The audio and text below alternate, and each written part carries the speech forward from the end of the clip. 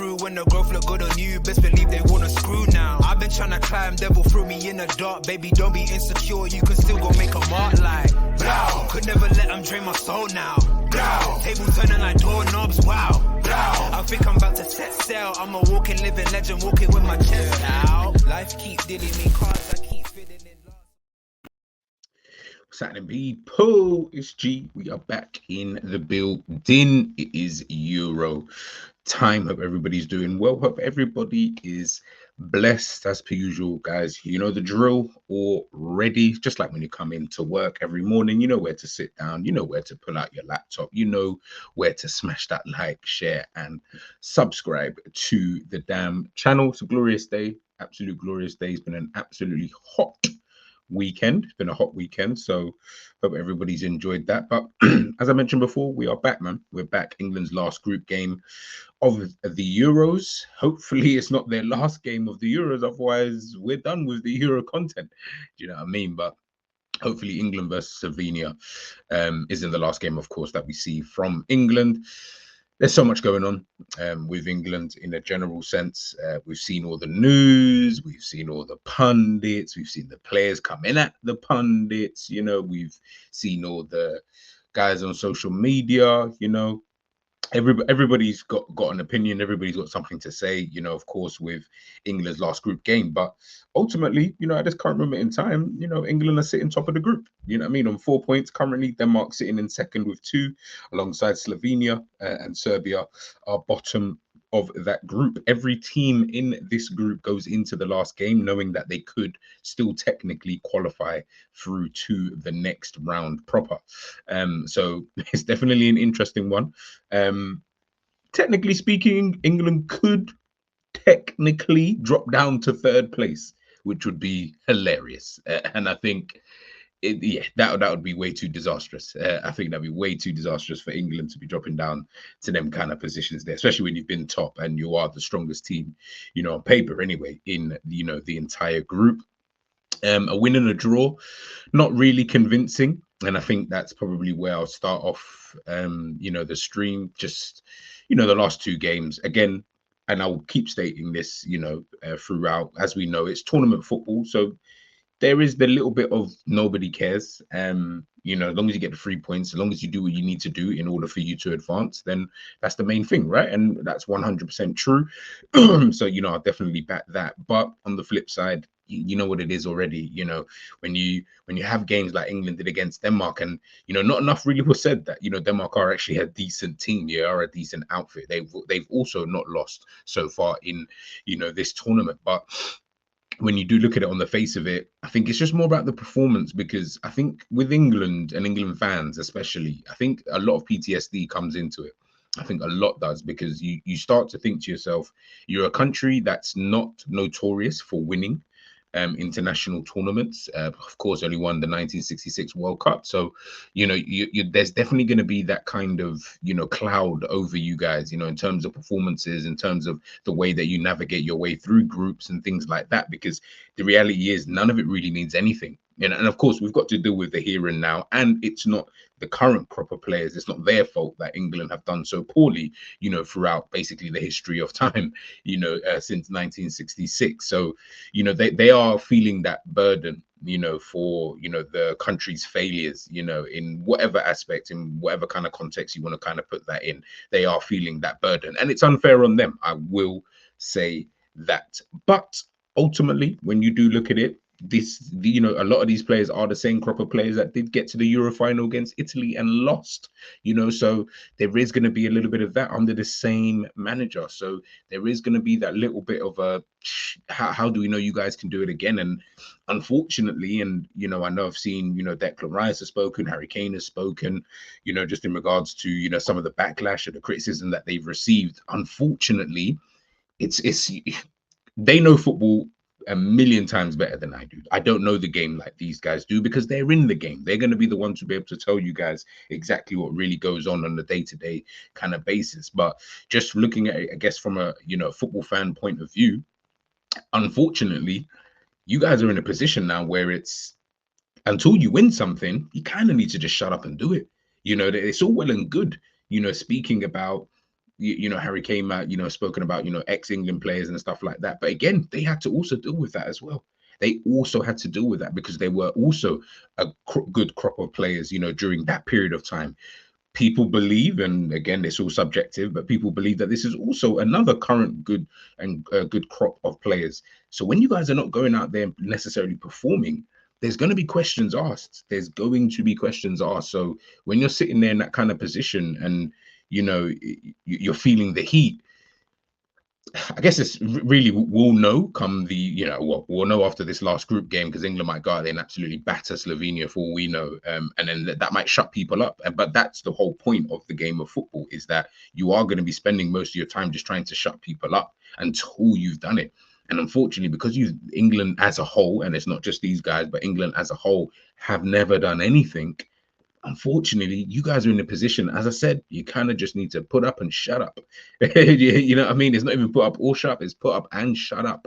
You know what I mean? Until you actually go out there and you go and get the victory that we believe you guys are good enough to do. And I think most of it, and again, I can't speak for everybody, but I'm going to go out there on a limb and say most of it is born more from the sheer fact that people believe, because you guys are good and you're not necessarily showing it in this tournament so far. I mean, again, it's great. You're top of the group, currently on 4 points. You could easily, top this group, and then all of a sudden everyone's like, oh, England top the group or whatever. But we live in a world where seeing is believing, man. So once you guys, unless you guys are going to top the group in an emphatic fashion, you're never going to clear those kind of doubters. Unfortunately, you're just never going to clear that. So when you do that, then you can probably get a bit more leeway. People would understand a bit more, and you'd have probably more of a leg to stand on if you'd gone into this 2 games in absolutely imperious, performances, like we've seen from, say, a Spain or a Germany in terms of just their actual performance. We've seen for, throughout this tournament thus far, but we haven't seen that from you, and of course, because we haven't seen that, it's going to raise questions, etc., etc. So, yeah, man, ultimately, as I said, England are top of the group, so it is what it is in that kind of sense. But we head into this final game against Slovenia, so it will be very interesting to see, exactly, what England are going to do, and how they're going to do it.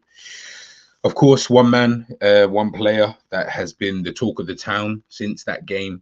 He's been the talk of the town really before the game as well, but he's definitely the talk of the town, during this tournament, and that's Trent Alexander-Arnold. Now, of course, from what we've heard, reports have, stated that Conor Gallagher is going to be stepping in for, Trent Alexander-Arnold in this tournament. So, that's been the sub that Gareth Southgate has made in the last couple of games. Conor Gallagher has come on for Trent Alexander-Arnold for whatever reason. Only Gareth Southgate can, of course, tell you. Again, Declan Rice, as he would do. He seems like that type of person as well. Of course, he's backing his player, saying how great, Trent Alexander-Arnold is.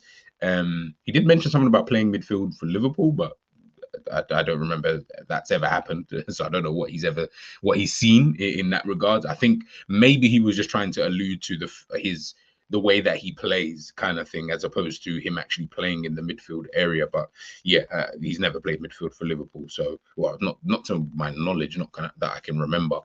When I say play, I'm not talking about the last 20 minutes of a game. I mean actually playing there from the start to finish. So yeah, maybe he was just alluding, towards that. But ultimately, Trent, bro, I don't even know at this point. You guys already know my feelings. I think Trent, world-class right back, has shown it throughout the years. Yes, I'm going to criticize him because at times he's got a very passive way of defending. At times he looks very lethargic. At times he looks like he couldn't give 2 shits about what's actually going on. But from that right back position, kind of what you're going to get from him. So it's kind of like it or lump it, with that. Whereas the midfield, it's an unknown entity. And again, I guess it's more that PTSD that kicks in with England fans. It's the fear of the unknown. Problem is, Gareth doesn't know. And he's trying this in a tournament that you're only guaranteed to have 3 games. Do you get what I'm trying to say? Like, so where you're in a tournament where you're only guaranteed to get 3 games, was this the right place to experiment it? I mean, he came out, after the last game talking about the whole Calvin Phillips, we're missing a player like that, and you decide to experiment this now. This is where the problem comes in, and it's not totally. I can't blame just the manager, and I can't blame just the players. They're both culpable here. manager for the stinky ass tactics that he's been producing, you know, throughout this tournament and just during his England tenure, and then the players for their just lack of effort, in my personal, you know, opinion. And, you know, and these are the same players that we're talking about in Premier League and want to be, you know, showing off and telling everybody and showing that, oh yeah, I'm this great player and etc. etc. But when they come together for England, just like the old crop, so I'm not trying to, you know, detract from that, but at the same time, it's not about them, it's about you right now, and you're in this position. If you guys are as big and bad as you say you are, let's see it. You know what I mean? Let's see it. And when I talk about then the tactics and stuff like that, you guys can obviously see on the screen here. It's like what I showed in the match reaction, you know, of the last game. This was England before scoring, so they're in the white, and then obviously England in the black or dark blue, whatever you want to call it, after scoring. And you can see tactically the way that they were, you know, set up in that game, you know, before and after actually scoring a goal. Yeah, this is going to become problematic. And again, this is why I say I can't lay blame just purely on the manager, and I can't lay blame purely just on the players. It's both of them. It is both of them, because when you've got players like Harry Kane, you know, in your team, unless he is directly being told, I need to drop back into that full six position, I need to be in at left back because I need to somehow spray the ball up to absolutely nobody, because that's what's ending up happening. You know what I mean? Jordan Pickford ends up going long for whatever reason. I have no idea. He goes long. We lose the ball. They get possession again. We then have to try and sit back in, you know, in some type of a low block. It just seems like you've got a lot of players in this team who seem to have a lot of quality, but for some reason we can't seem to unlock it as a team. I'm not saying. I know some people that maybe they look at it and think, oh, how come you can't unlock this player, this player? You can't unlock every single player. That's not going to be possible. You can't work in that. It just fundamentally, it just couldn't work that you can unlock every single player within the team. That's cool, but you at least two or three. You know, like I'm asking for at least two or three to be able to unlock. And to be honest, you pick whichever two or three that you want, whether it be Harry Kane, whether it be Bukayo Saka, Phil Foden, Trent, whoever it may be, just unlock them at least. Because at this moment in time, it just seems like they're just a bunch of individuals, talented, you know, talented individuals, of course, but just a bunch of individuals slapped together. And yo, we're here for a kind of a kickabout. And you know, we've got our football tactics just kind of ingrained in us, so we're just going to kind of, you know, go with that. And I think that's the way it looks. You know what I mean? And I get it. We're not in the game. So I get it, Rice. I get it, Harry Kane. I get it. You know what I mean? All you guys who are speaking, we get it. We're not in the game like you guys are. But the problem is, we're looking around at all of these other nations. And I'm not even talking about the top nations. I'm talking like teams like Austria. You know, I'm watching Austria and I'm saying, here is a team with a clear identity and a clear plan. Every man knows what they are doing. They've got a couple star players or whatever, no problem. But every man knows what. Heck, even Arnautovic, who is not the most mobile player, even he knows what his job and his role is within the team. When we watch England, it doesn't look like that at all. And you're trying to tell me that you guys are supposed to be a better quality team than those guys? Forget what Austria do in the tournament. Forget what they do. I'm not looking at them to potentially win the tournament. You're supposed to be better than that. You're supposed to be better than them anyway, but you guys look like you have no plan whatsoever. And that is the worrisome thing, you know, with England when you watch them, is that you just look like a bunch of individuals who don't really know kind of what's going on. And that's always going to be a problem. So again, like I say, when you've got criticism, when you've got people coming at you, what do you expect? You're giving us garbage in return. And you're doing the old, oh, we're top though, it doesn't really matter. We know that these kind of things ain't really sustainable, bro. We've seen it. They never are sustainable unless some miraculously you're just going to get better throughout the tournament. Then great, but at this moment in time, that doesn't look like something that's a possibility. So you know, it is what it is. You know, in that kind of regards. When we are, excuse me, when we are looking at predicted lineups and stuff, again, usually, you know, sometimes I'll do my predicted lineups, but I've seen like a few floated about. I heard Kieran Trippier picked up a potential calf issue. Whether that means he'll be out for the game again, maybe not. I don't really know. But some other players do need to obviously start playing and stuff like that as well at some point in time. And of course, we know Conor Gallagher is going to obviously step in for Trent. I still think Bellingham and Rice will still play anyway, regardless of that. There was a couple players. So this lineup here, this is just a predicted lineup. So you got Joe Gomez in for Kieran Trippier, with obviously Walker, Stones, Gay in the back line. Stones is definitely someone to watch throughout the rest of this tournament. I don't know, he doesn't look right, if I'm being 100% honest with you. He definitely looks like to me, he looks almost like a weak link in the back line. At this current moment in time, he for me has been the worst performer that we've had in the back line so far. But we know how he's a baller. Do you know what I mean? Stones is a quality player, so hopefully gets better with time. Obviously, midfield, as I said, Conor Gallagher stepping in, Bukayo Saka, Harry Kane, and Anthony Gordon up top. So, yeah, I mean, he took off he took off Harry Kane in the last game, which was an absolute probably shock to the entire nation, taking off Harry Kane. But it was deserved. It was deservedly so. It was deservedly so. I think the only problem that people had with all of this was that you took off Trent, absolutely fine. I've got no problem. Yeah, and I don't really care, to be fair. So take him off, keep him on. It is what it is. But you took off Trent, who's probably the best passer of the ball that you have in the team, and a player who needs runners, to then bring on Gallagher, no problem, that's fine. Then your next set of subs is to bring on Ollie Watkins, Jarrod Bowen, guys who do like to run.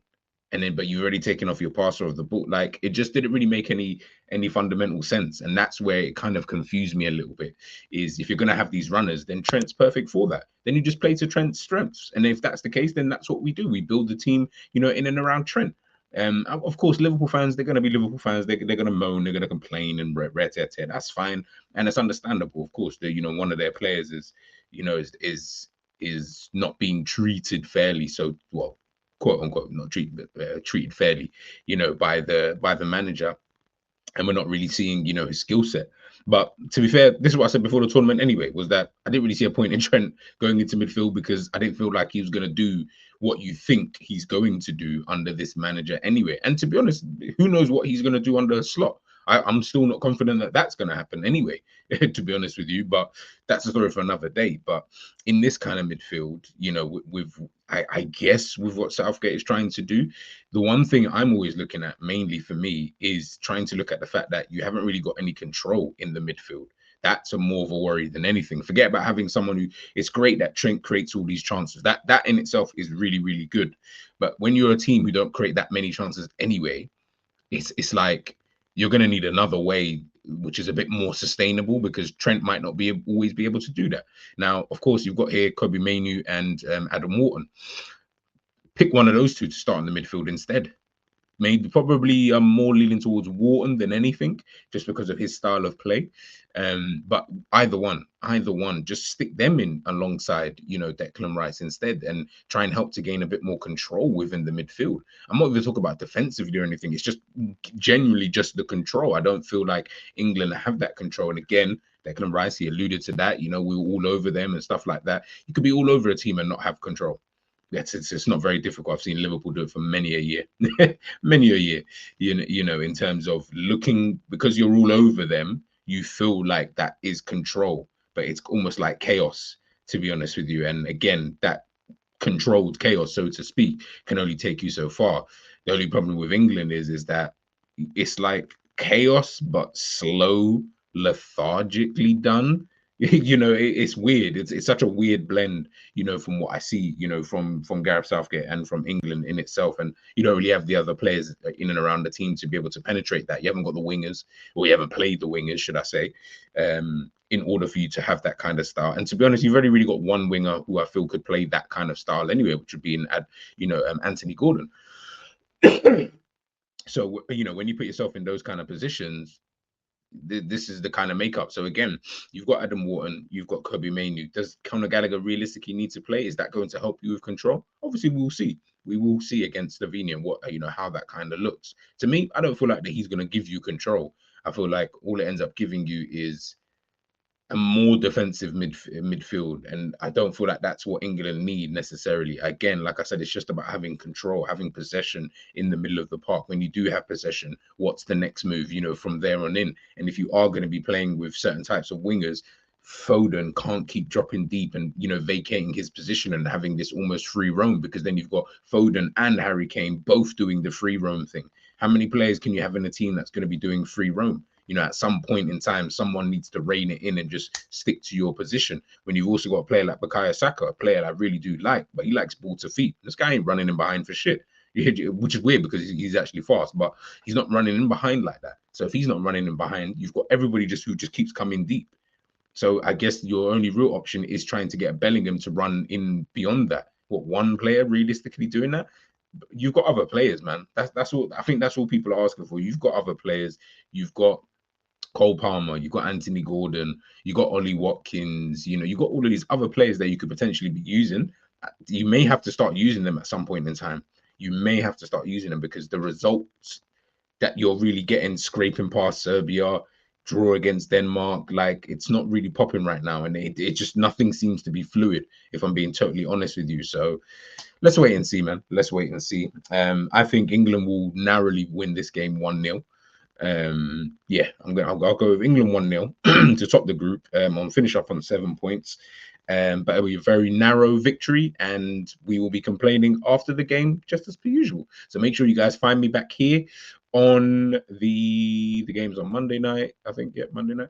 So no, the game's on Tuesday. What day is it today? Today's Monday. Yeah, Tuesday, tomorrow. So catching me back here Wednesday morning, probably around about 11 o'clock. And then we'll obviously, of course, chop it up about the game, and let me know, you guys, your thoughts and processes. Let me know what you guys think in regards to who should start, who shouldn't start. Are you happy with the lineup? Are you happy with the predicted lineup? Let me know what your own lineup is in the comments. And of course, most importantly, make sure you do smash that like, share, and subscribe. I'm G. That's the match preview done and dusted. We out.